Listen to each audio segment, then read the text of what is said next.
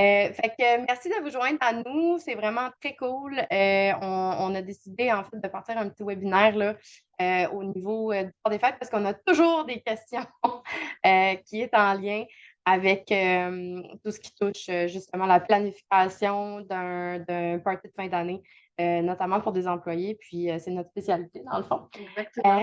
Euh, pour ceux et celles qui ne me connaissent pas, mon nom à moi, c'est Myra. Je suis cofondatrice de More Événements. On va en parler un petit peu plus tard. Et puis Marie Ducasse, oui, la partenaire Amara, donc oui, on a parti ça, toutes les 2 ensemble là depuis, presque 3 ans maintenant. Yes, fait que ça va être vraiment un webinaire un petit peu plus informel. Comme vous pouvez voir, on aime plus un environnement convivial à être ensemble et tout ça. Puis, vu qu'on veut garder ça convivial, n'hésitez pas à nous envoyer des questions dans le chat et puis on va se faire un plaisir de vous répondre. Je pense que c'est super important de commencer en fait à répondre à une question qui se pose beaucoup en entreprise. C'est est-ce que j'ai vraiment besoin d'événementiel dans mon entreprise? Moi, je vais garder ça super simple. Je ne suis pas vraiment la genre de personne qui lit des PowerPoint, mais la réponse simple, c'est vraiment oui. L'événementiel, ça peut optimiser votre gestion du changement. Ça peut optimiser évidemment votre marque employeur et ça va au-delà d'un party de fin d'année. Et finalement, ça l'aide beaucoup au niveau de l'engagement de vos employés. Et donc, évidemment, plus un employé est engagé, plus vous avez de la productivité. Fait que, on peut en parler un petit peu plus en profondeur et puis je peux aussi vous envoyer les statistiques là si ça vous intéresse, mais c'est très intéressant à lire. Alors, on va toucher, vu qu'on a juste 45 minutes, on va toucher 4 points super importants quand ce que ça vient à la planification d'une fête de fin d'année réussie. Donc, évidemment, on va parler de la salle et tout ce qui touche à ça. C'est sûr qu'on va y aller un petit peu plus de surface étant donné le temps, mais évidemment, si vous avez des questions ou vous avez besoin de clarification, n'hésitez pas à nous en faire part. Donc, on va aussi toucher à tout ce qui est nourriture, consommation, l'ambiance est finalement vraiment une idée globale de où diviser vos coûts selon notre expérience et selon l'expérience que vous voulez offrir. Mais voilà, donc on va commencer avec la salle. Donc la salle, c'est la chose la plus importante, on va dire, un des points les plus importants. Donc on commence par le nombre de participants. Donc c'est vrai qu'on a comme une loi qui s'appelle le 80-20. On sait qu'on va inviter 100 du monde, mais on sait qu'à peu près 80 de notre monde va venir au niveau de taux de présence. Donc ça, c'est quelque chose qu'il faut garder en tête, surtout pour la budgétisation qu'on va voir par la suite. Faut savoir que pour choisir une salle, il y a comme plusieurs façons de choisir une salle. Vous avez des salles qui sont en formule tout inclus. Donc vous allez avoir le mobilier, la vaisselle, on va avoir aussi le repas, on va avoir, tout ce qui est consommation sur place et puis également tout ce qui est montage et démontage. Ça, c'est une formule quand même qui est généralement moins dispendieuse ou alors après on peut aller dans une formule qui est beaucoup plus, personnalisée parce que là, on va vraiment monter de A à Z, en fait, la salle. Donc on va aller choisir notre mobilier, nos décorations, donc on va c'est une personnalisation en profondeur qui sera un peu plus dispendieuse, certes, mais voilà, tout dépendant de ce que l'on recherche. C'est vraiment, une formule qui peut être vraiment très gagnante également. Au niveau des transports, donc ça, c'est quelque chose qu'il faut faire vraiment, vraiment attention, c'est qu'au niveau de la salle, au niveau du choix, si on est à Montréal, est-ce qu'on a besoin d'avoir un stationnement? Oui ou non? Si on est à l'extérieur de Montréal, oui, on a besoin de stationnement. On sait qu'on va avoir 80 personnes, 80 autos qui vont venir devoir se stationner. Donc ce sont des choses, voilà, qu'il faut prendre en compte quand on va rechercher notre salle. Il y a aussi la possibilité, de prendre des, compagnies, des, taxis, donc pour Mmh. pas trop nommer là de marque, on a comme Point Zéro, qui peuvent, également fournir un service. Donc on peut prendre vraiment pour juste un événement, c'est genre dans les 400 et puis, on peut appliquer, l'employé comme peut appliquer, puis la personne va pouvoir venir, le chercher. Donc il y a comme plusieurs solutions, hein, face, au stationnement. Et puis également, voilà, pour la peine partie, là, c'est vrai que, il peut s'avérer que des fois, on a un peu trop bu. Donc, à ce moment-là, Ouais. on a comme besoin de quelqu'un pour un service de raccompagnement. Oui, puis je vais ajouter quelque chose, Marie, Ben aussi, tu oui, sais, quand vous avez une entreprise ou quand vous êtes employeur, vous avez quand même une responsabilité envers les participants qui sont sur place à justement les protéger parce que ça rentre directement dans vos responsabilités en tant qu'employeur et entrepreneur. Ces gens qui sont à votre événement, qui est sous votre nom, sont votre responsabilité de protéger et de s'assurer qu'il n'y a pas de surconsommation ou justement, il y a personne qui prend son auto en état d'ébriété, ce qui est super dangereux. Donc, ça va être vraiment important de faire une analyse avant la recherche de votre salle, de comprendre qui est-ce que vous invitez aussi. On en parlait un petit peu plus tard, mais c'est vraiment important de comprendre, oui, combien de personnes vont être là, mais qui sont là. Donc, si vous savez que votre démographique moyenne qui vont participer à vos événements sont des gens, justement, qui vont favoriser les open bars ou la surconsommation, ben, peut-être justement gérer les attentes avec les communications pré-événement. Durant l'événement, évidemment, on veut avoir un petit peu plus de monitoring et puis post-événement, avoir des solutions pour se rendre à destination. Et c'est pas tout le monde qui a des voitures. Donc, si vous êtes une entreprise qui est centre-ville à l'envers, bon, ben, peut-être que c'est une bonne idée de ne pas prendre une salle qui est vraiment pas chère, ça arrive sud, parce que de toute façon, vous ne rentabiliserez pas votre investissement voyons, mon Dieu, en tant qu'événement. Donc, voilà, continue Marie, excusez. Ben oui, oui, oui. Mais voilà, au niveau de la salle, donc c'est vrai que ça, c'est vraiment une grosse question à se poser, c'est quand est-ce qu'on commence à magasiner une salle pour notre Mm. événement? Donc, ben, le plus rapidement possible. Je dirais, en fait, le mois de décembre, ça y est, on a notre party, puis on doit déjà commencer à penser à l'année prochaine. Donc, dans le monde idéal, ce serait de commencer à magasiner au mois de juin, pour commencer à voir qu'est-ce qui se passe. Comment s'est passé déjà mon événement de l'année dernière et qu'est-ce que j'ai envie de reproduire cette année-là. Donc, admettons, là, en 2023, j'ai fait un événement à Montréal. Puis c'est vrai que ben, pour le stationnement, c'était tough. Il y Mm. avait comme trop de monde. Il fallait comme avoir des agents de sécurité parce qu'il y avait du monde qui pouvait comme rentrer aussi dans notre espace. À ce moment-là, ce que je vais faire, c'est qu'on va aller un peu plus à l'extérieur. Mais pour ça, oui, j'ai besoin de connaître mon monde, j'ai besoin de savoir tout ça. Donc oui, au mois de juin, on peut commencer à magasiner. Je pense que c'est le bon mois sans se mettre de rush. À partir de septembre, là, on se met un rush. On veut vraiment, voilà, commencer à avoir vraiment un 4-5 salles potentielles pour pouvoir après choisir la bonne salle. Surtout qu'on sait très bien qu'il y a des comités, donc il faut comme se réunir, il faut en parler. On peut en parler aussi autour d'un café pour pouvoir voir en fait quelle est la meilleure salle que nos invités auraient aimé avoir pour cette année-là. Donc voilà, donc ça et puis après, au niveau, toujours à bien, bien regarder, c'est au niveau du montage des montages. Parce qu'il y a des salles qu'on peut avoir accès à la salle à partir de 17h par exemple. Mais pour un montage de party de fin d'année, ben, j'ai besoin d'avoir ma salle à partir de 8h ou 11h maximum. Et commencer à 11h le montage, c'est déjà d'avoir de l'adrénaline la journée même. Donc voilà, faut toujours regarder au niveau du contrat et ça, c'est super important de pouvoir démarrer vraiment en matinée le montage de votre salle. Des fois, il y a des petits coûts qui sont reliés à ça, mais tu sais, ça vaut la peine de payer un 100 $ de plus de l'heure. Et également pour le démontage aussi, c'est quelque chose qu'il faut vraiment regarder puis à considérer. Généralement, les salles, elles finissent leur location vers 1h du matin.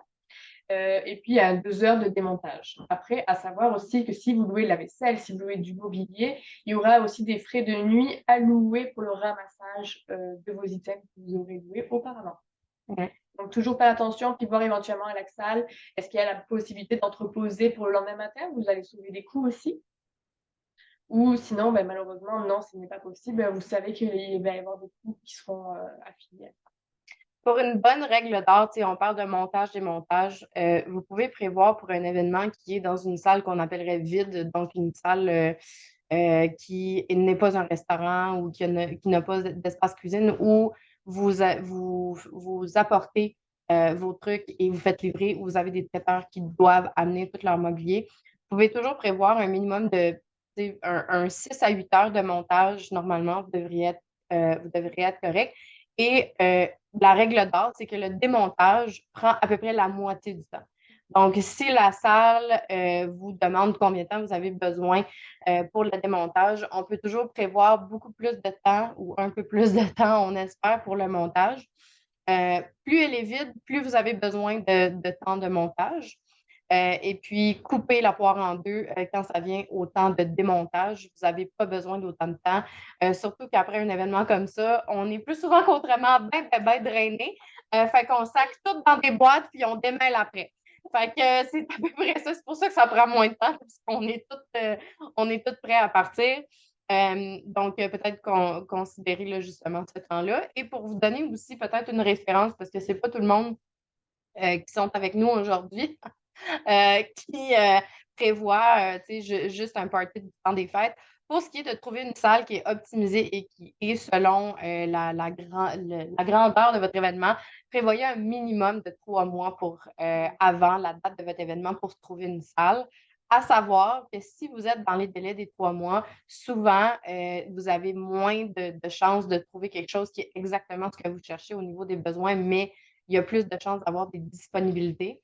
Et pour des tendances événementielles, comme par exemple, justement, où on a un fort achalandage ou une forte demande, comme un party de temps des fêtes, un bon 6 mois avant, c'est là que vous allez trouver le sweet spot et que vous allez pouvoir aussi rentabiliser votre budget parce que plus vous êtes d'avance, plus vous avez des offres à comparer, à négocier et à booker. Donc, à savoir, minimum 3 mois et à considérer aussi que plus vous avez des participants d'invités, donc plus vous avez des invités, plus vous devez chercher plus pointilleusement, en fait, une salle qui va pouvoir accueillir ce nombre de personnes-là et qui va pouvoir aussi accueillir du mobilier, dépendamment si elle est vide ou pas.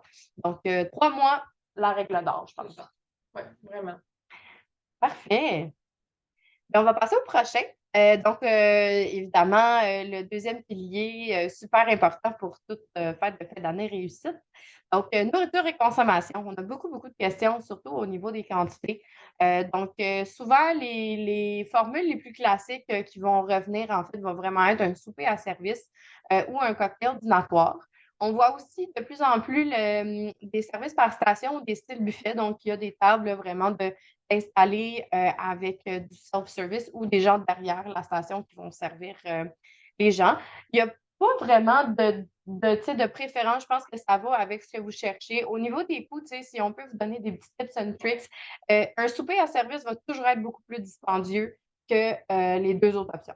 Donc, un cocktail dînatoire, ce qui est le fun avec ça, c'est que vous allez pouvoir, en fait, jouer avec le type de bouchée, le nombre de bouchées et rentabiliser votre budget parce que, par exemple, une bouchée chaude n'aura pas le même effet que, mettons, une bouchée cru d'eau, sashimi, tataki ou peu importe, ça n'a pas le même coût, mais tu es capable de jouer avec ton menu. Tandis qu'un souper à service, souvent, ça va vraiment être la même formule, hein, fait qu'on a soupe, salade, si c'est un souper à service, bon, des fois, on va avoir une petite bouchée au début. Après ça, on a le plat principal où, dépendamment, c'est qu'est-ce que vous avez comme budget. Si on a moins de budget, ils vont dire, OK, ben, c'est le même choix pour tout le monde, plus une option VG si c'est ça qu'on a besoin. Ou ben, c'est entre deux choix. Puis là, ben, justement, le prix va être ajusté. Donc, il faut juste voir qu'est-ce qui est possible. Il y a évidemment des coûts de plus de rattacher à un souper à service. Donc, on parle évidemment de mobilier, de vaisselle et tout ça. Tandis qu'un cocktail dînatoire, ça peut être justement en circulation, puis on peut jouer avec le menu, comme j'ai mentionné un peu plus tôt. Donc, c'est à considérer. Comme on dit, il n'y a pas une option qui est mieux que d'autres. Une petite mention au niveau des quantités. C'est sûr que un 3 services minimum, là, normalement, pour une soirée comme ça, en ce qui concerne un souper-service, vous allez vous assurer que vos gens ont assez mangé. Je ne dépasserai pas plus qu'un 45 minutes entre les services parce que ça devient très long. Donc, un service de boucher, peut-être avant que les gens s'installent, c'est toujours bien reçu, en même temps que le cocktail de bienvenue, si c'est quelque chose qui est possible. On sert la soupe et pas très longtemps, 20 minutes après, peut-être le plat principal, parce que justement, la soupe, la salade, elle est là pour ouvrir l'appétit, elle est là pour comme partir la dot. Donc, quand ça commence à être 45 minutes après le premier service, les gens commencent à se demander qu'est-ce qui se passe, puis est-ce que ça va venir parce qu'on a faim. Donc, juste un petit truc de pro. Et aussi, au niveau des choix, en fait, en ce qui touche les soupers services, allez pour du classique. Pour vrai, c'est pas le moment, surtout dans une fête de fin d'année, de faire des grosses découvertes de cuisine moléculaire, quoique super le fun. Mais c'est pas la place, c'est pas vraiment le moment où on veut sortir de l'ordinaire puis de faire déguster des nouveautés aux gens. Les gens vont là pour se voir, ils vont là pour s'asseoir et jaser, ils vont là pour avoir un bon moment. Donc, ils veulent du réconfort, ils veulent trouver quelque chose qu'on connaît bien. Donc, tu sais, une valeur sûre, là, la poitrine de poulet, tu sais, la macreuse de bœuf, tu sais, quelque chose comme ça, ou carrément un plat de pâtes printanier, là, tu sais, c'est toujours bien reçu, ça rassasie, tu as assez mangé. Au niveau du cocktail dînatoire, un petit truc, on recommande toujours un 8 à 10 minimum de bouchées par personne. Et si vous voulez vraiment pas que vos gens aient faim, priorisez du chaud. Le chaud, normalement, ça va donner un bon réconfort, ça va réchauffer justement l'estomac. Et puis, il y a comme une perception comme quoi, tu sais, que c'est chaud, c'est réconfortant. Oh mon Dieu, ça fait du bien, j'ai mangé.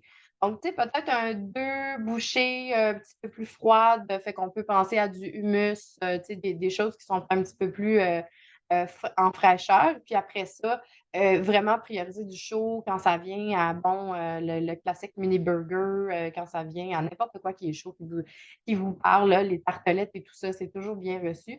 Et les gens vont souvent sortir de ce menu-là avec une impression qu'ils ont été rassasiés.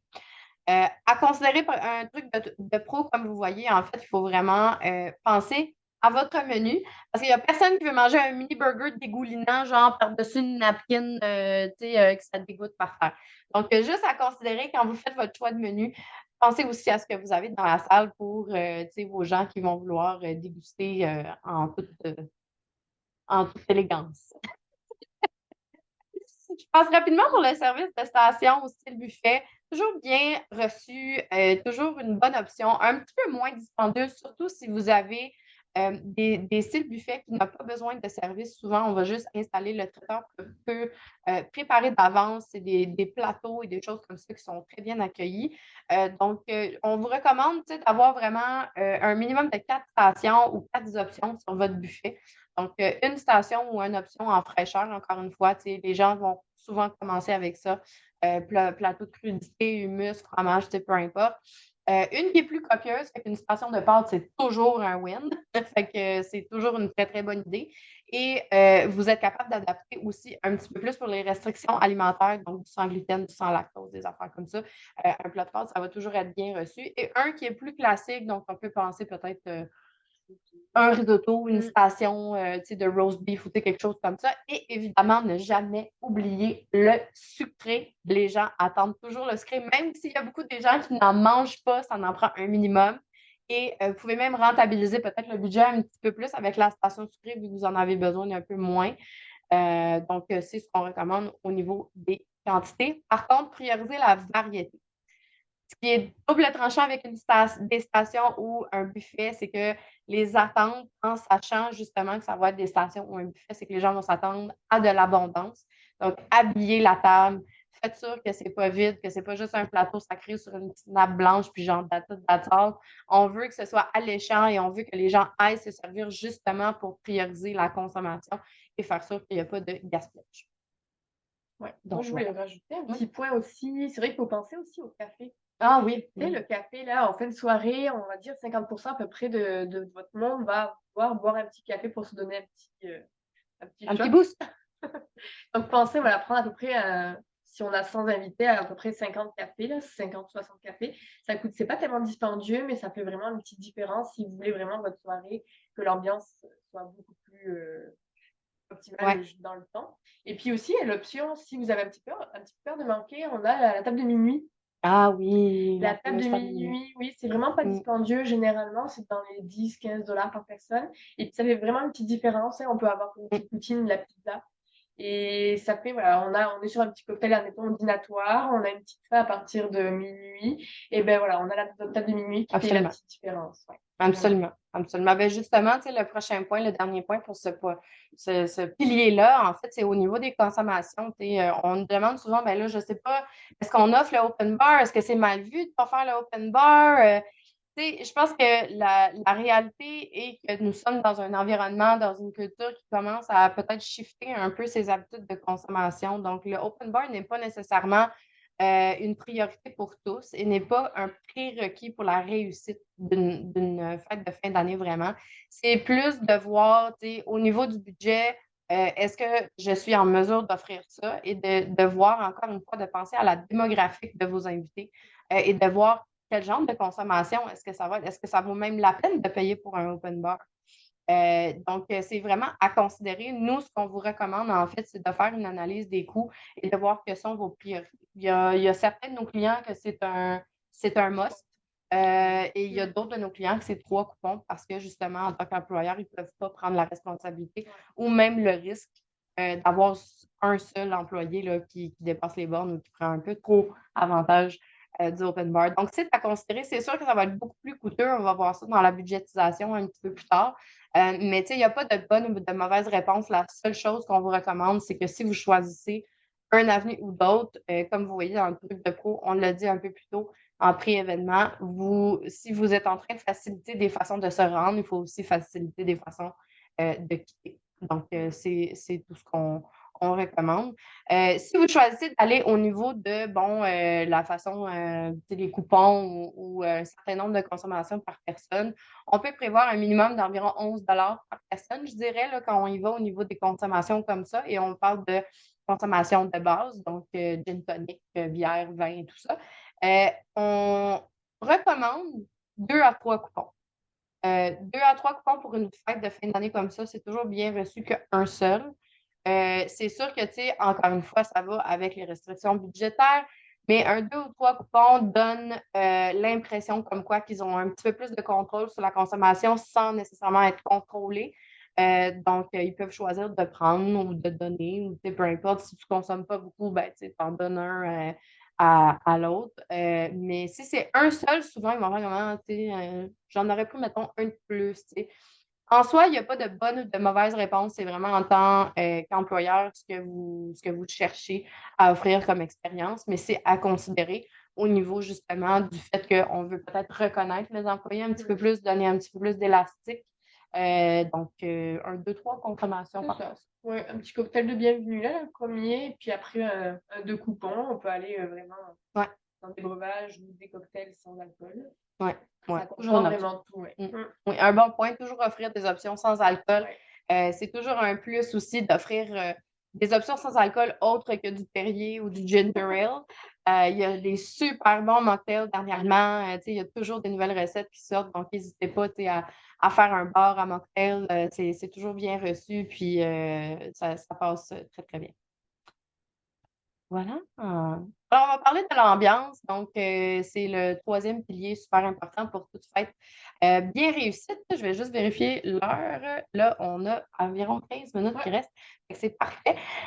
Donc, pour maximiser l'expérience participant, en fait, on recommande toujours aux entrepreneurs, aux entreprises, aux employés, aux employeurs, pardon, de commencer par mesurer l'engagement employé. Donc, faire une prise de pouls, que ce soit de base. Donc, où sont en ce moment mes employés côté mindset, côté charge de travail, côté de participation justement au niveau de la marque employeur et tout ça. Et d'analyser un peu qu'est-ce que vous voulez favoriser. Donc, c'est sûr que une fondation qui vend des billets à 500 va prioriser le wow, il va prioriser la déco, il va prioriser vraiment là, l'expérience en soi. Mais ce n'est pas les mêmes besoins au niveau d'un employeur. Donc, on veut analyser hey, qu'est-ce que je veux faire à mon employé cette année avec ma fête de fin d'année? Est-ce que je veux le reconnaître? Est-ce que je veux lui dire un gros merci parce que, oh my God, ça a été toute une année? Et puis, de prendre la décision de ce style de réception-là en fonction de ça. La bonne nouvelle, c'est que nous, on offre des services justement d'analyse d'engagement employé. Donc, on a quand même de l'expérience là-dedans. Donc, on est en mesure d'adapter là, toute réception en fonction de ça. Mais c'est super important de prendre une prise de pouls déjà là. Et de considérer qu'est-ce que c'est vos besoins en mobilier et d'aménagement d'espace. Donc, si vous cherchez justement à avoir un gros dance party, ben, c'est peut-être pas une bonne investissement justement d'avoir du mobilier à n'en plus finir, des couches, des affaires où que ça va prendre de la place alors que vos gens veulent juste danser. Et à l'envers aussi, si vous connaissez bien vos gens, puis c'est plus des chilleux, Ouais, comme on c'est ça. dirait, qui veulent relaxer, passer un bon moment ensemble, puis jaser, ben c'est d'adapter justement votre mobilier en fonction de ça ou de chercher une salle avec le mobilier qui vient rentrer là-dedans. Donc, à considérer, premier point, expérience participant, qui est-ce qui va être là? En plus, c'est aussi un Ouais. thème. Oui, un Le thème, thème. ça, c'est Mhm. vraiment la grosse question. Qu'est-ce qu'on fait cette année? Est-ce qu'on fait soirée disco? Est-ce qu'on y va avec Hollywood? Est-ce qu'on y va avec Casino? Donc ça, c'est vraiment des grosses questions à chaque fois que l'on a avec nos clients. C'est qu'est-ce qu'on va faire cette année? C'est quoi les tendances? Mm. Et puis, donc voilà, c'est connaître son monde. Et puis moi, ce que j'aime bien, c'est proposer plusieurs types de thèmes et puis comme je disais, allez à la machine à café puis parlez-en. Vous voyez, sur l'heure Mmh. du lunch, qu'est-ce que les beaux gens aimeraient, en fait? Est-ce Mmh. qu'ils aimeraient être en gala, pour la fin d'année ou est-ce qu'en robe de gala ou est-ce qu'ils aimeraient être en disco ou au contraire vraiment quelque chose de beaucoup plus chill avec, faire une ambiance, tropicale, Mmh. pour éviter la neige cette soirée-là? Tellement un bon point. Donc c'est vraiment important, oui, le thème et puis c'est vrai que, c'est des fois, c'est le seul party qu'on va avoir, en fait, à la fin de l'année donc on se dit: «Ben, voilà, j'aurais aimé m'acheter une robe pour Mmh. cette soirée-là», donc ça fait que Mmh. vraiment quelque chose de un petit plus et puis ça donne vraiment un petit, teaser pour pouvoir dire: «Ben, oui, j'applique pour venir, cette soirée-là». Donc le thème là, c'est vraiment quelque chose qui est important. Puis c'est toujours pareil, il faut connaître son monde, il faut vraiment en parler, en communiquer. Et puis même, ça m'est déjà arrivé là pour cette année où le client a fait comme 3 thèmes et a envoyé en fait un survey, Un vote. ouais, Mmh. à ses, employés. Qu'est-ce que vous auriez aimé cette année? Puis je trouve ça vraiment important parce qu'ils se sentent déjà considérés et puis entendus. Et puis on sait très bien que le taux de réponse va être beaucoup plus, important. Mmh. Absolument. Mmh. Absolument. Le prochain point à considérer, en fait, c'est vraiment la sonorisation qui va créer une ambiance. Donc, tu sais, band ou DJ, s comme je dirais, tu sais, il y a pas de bonne ou de mauvaise réponse, tu sais, ça dépend qu'est-ce que vous voulez offrir. Hem À considérer par contre, est-ce que vous avez des présentations à faire? Donc, c'est sûr que si vous avez de la reconnaissance à donner, mon Dieu, j'ai mis un accent sur le U, OK, super. Dans le fond, si vous avez des présentations à donner, donc de la reconnaissance aux employés à donner, vous voulez remettre des cadeaux, vous voulez faire un concours, c'est juste à considérer parce que dans le fond, ça va être une relation directe avec la personne qui met la musique, qui installe justement le son. Plus souvent qu'autrement, la bonne nouvelle, c'est qu'on a des fournisseurs qui donnent une clé en main, donc on sait exactement quel genre de système de son aller chercher pour le pied carré de la salle, oui, mais aussi pour le type de présentation que vous voulez faire ou le type de soirée que vous voulez faire. Donc, à considérer. Il n'y a rien de pire que quand ça sonne le fond de cacane. Ça, c'est pas le fun. Donc, ou quand il y a trop d'écho parce qu'on a choisi une salle tellement grande puis le speaker est juste pas bien adapté. Donc, c'est vraiment posez-les les questions, que ce soit pour un band ou un DJ, juste assurez-vous qu'il y a de l'animation, de un, super important, et de deux, que le son est adapté pour le type de salle. Donc, un petit truc de pro aussi, vous pouvez toujours demander une démo. C'est quelque chose que la majorité des artistes font. Donc, même les DJ, ils peuvent vous envoyer des mix qui est dans 45 minutes, plusieurs types de mix, leur style de musique et tout ça. Donc, c'est toujours le fun. Ça fait un petit beat tu sais, quand tu travailles. Donc, c'est vraiment cool. Au niveau de l'éclairage, c'est super simple dans le fond. Tu sais, des fois, on n'a comme pas le choix d'utiliser qu'est-ce qu'il y a là. Par contre, si une salle est super blanc-froid, essayez de trouver des façons de tourner ça un peu dans les tons chauds. Ça favorise toujours une ambiance beaucoup plus invitante, en ce qui concerne, le look de la salle. Donc, tu sais, on peut penser, oui, à des chandelles. Comme vous voyez dans le truc de pro ici, on vous recommande vraiment de favoriser les LED parce que la majorité des salles, en fait, n'acceptent pas la flamme ouverte. Flamme ouverte, en fait, ne veut pas dire aucune flamme. Ça veut juste dire que vous devez avoir un bougeoir. Donc, il faut absolument que le bougeoir dépasse le niveau de la flamme. Donc, il faut que ce soit beaucoup plus haut. Et souvent, ça peut être beaucoup plus coûteux. Donc, c'est à considérer dans le choix de vos décorations, dans le choix de vos éclairages. Il y a des options, en fait, de LED qui changent de couleur, en fait, vraiment pas cher sur Amazon. C'est quelque chose qui peut justement être projeté sur un mur et changer un mur complètement, surtout s'il est blanc. Donc, il y a plein de belles petites tu sais, DIY things qu'on peut faire qui va favoriser une ambiance un petit peu plus chaleureuse, même si on a une salle qui est comme allumée au néon. Là. Des fois, on peut rentabiliser un budget en faisant des petits trucs comme ça. Ouais, des Mmh. spotlights. Fait que un petit, truc de pro que j'ai mis en bas, juste à savoir pour gérer vos attentes, ambiance ne veut pas dire nécessairement investir 10 000 000 ou 10 Ah 000 oui. ou 5 Mmh. 000 ou tu sais, selon votre budget dans la déco.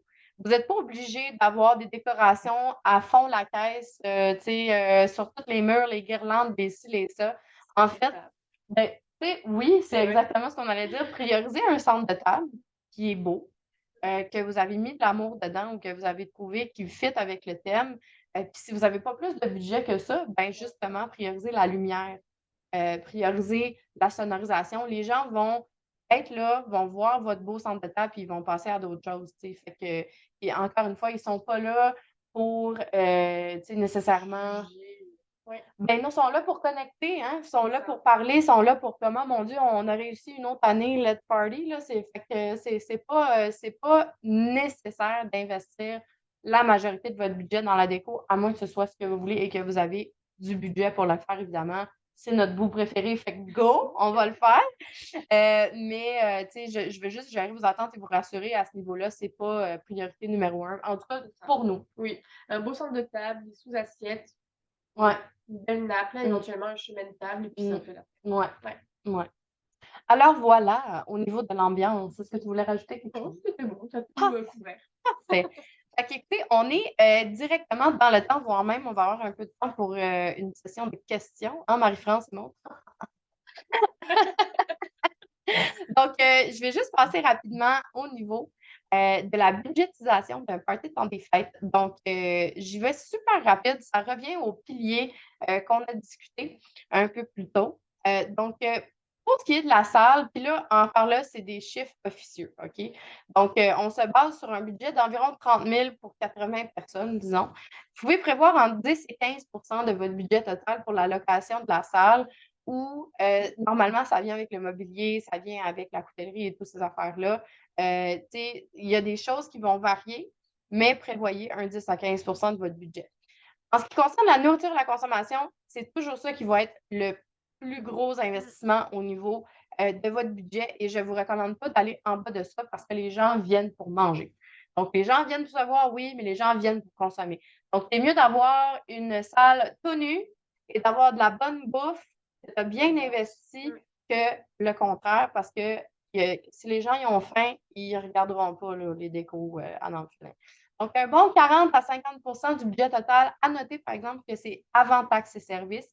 Donc, dans votre budgétisation, il faut toujours prévoir les taxes et le service de ce qui est de la nourriture.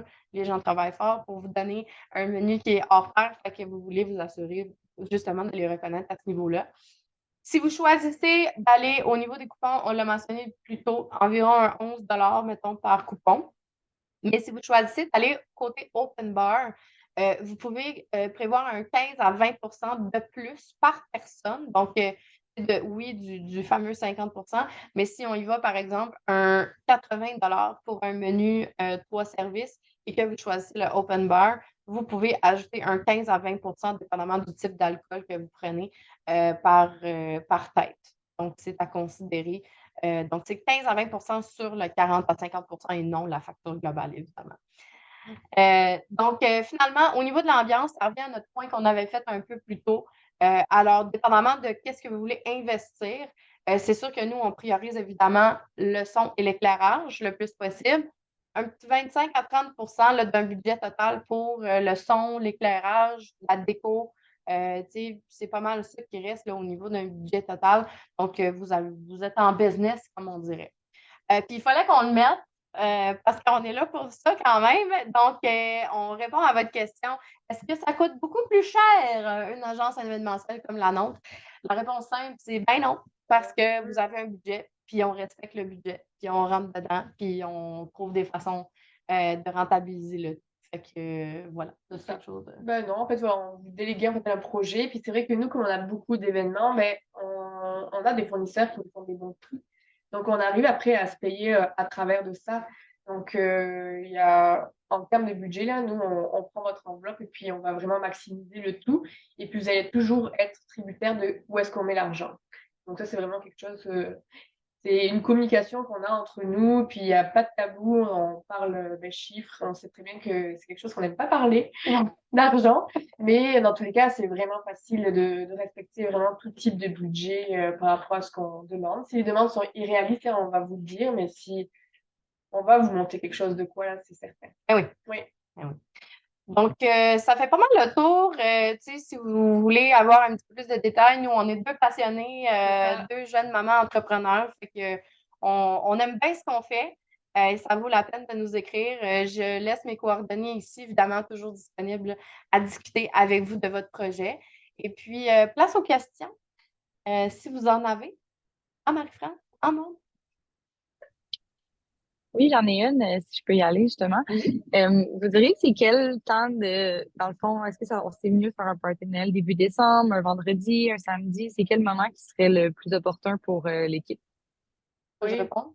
comme tu veux, mais au pire, Ouais, au pire, après, complète. oui, C'est sûr que quand ça vient en entreprise, il y a comme une double conception au niveau de ce qui est les préférences.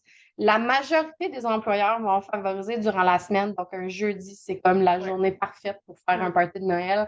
C'est vendredi le lendemain, tu peux comme peut-être prendre ça un petit peu plus relax et rire avec tes collègues que tu t'es fait en face si c'est ça ton trip.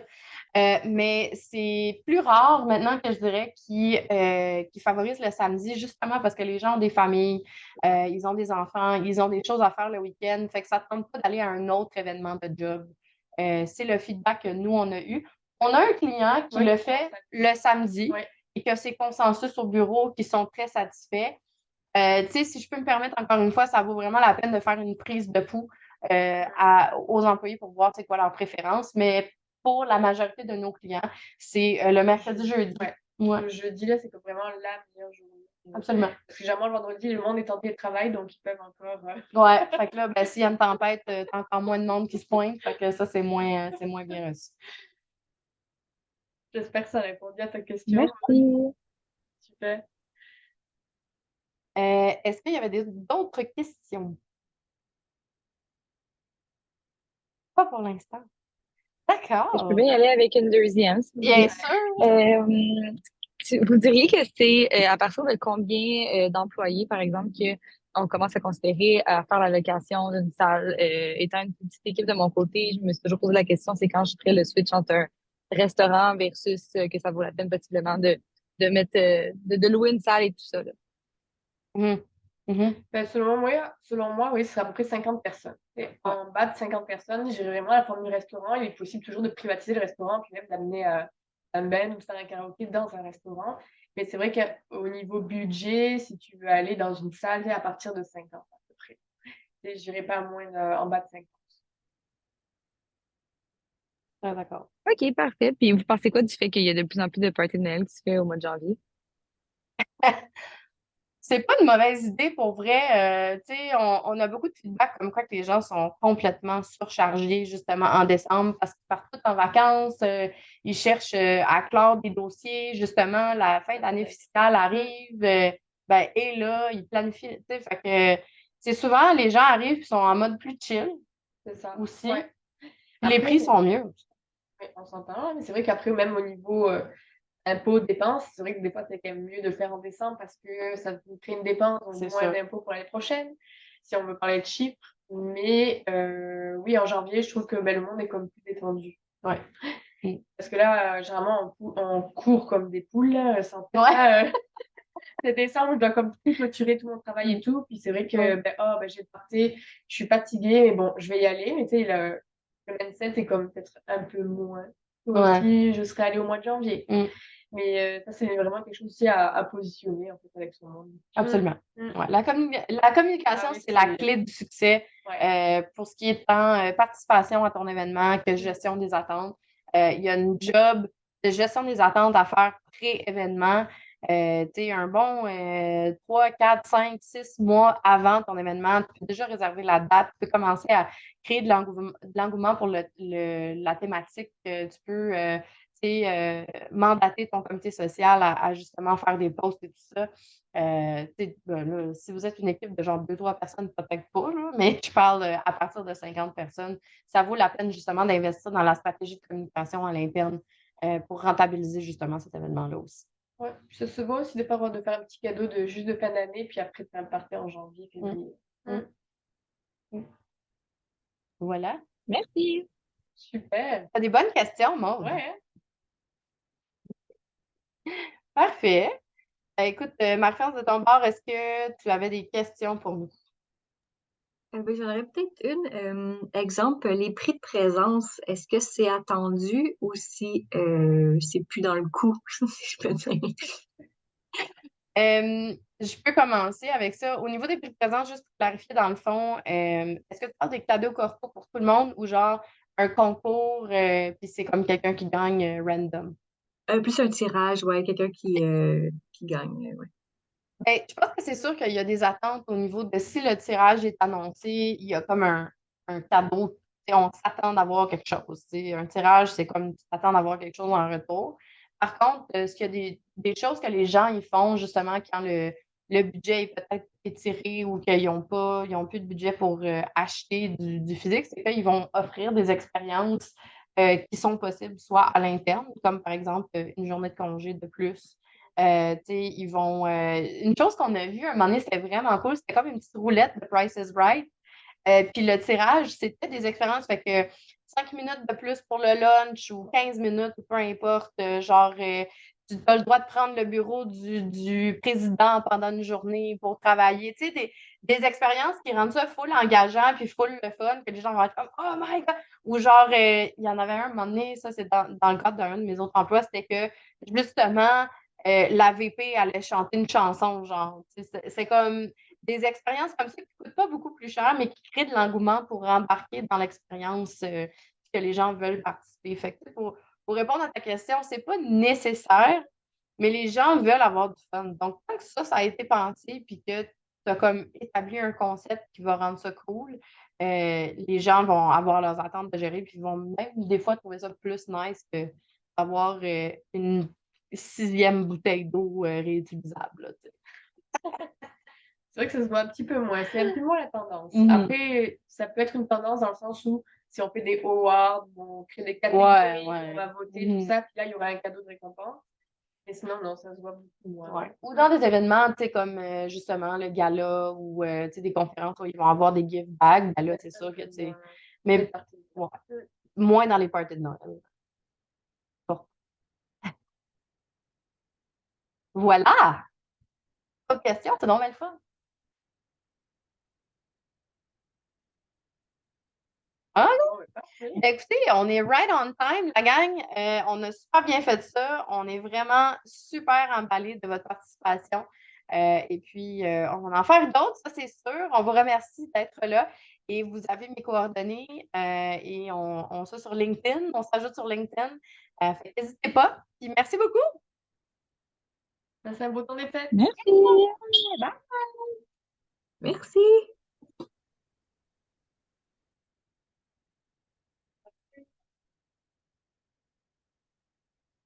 Don't cry, snowman, not in front of me. Forget if you can get me, darling. If you can catch me, darling. Don't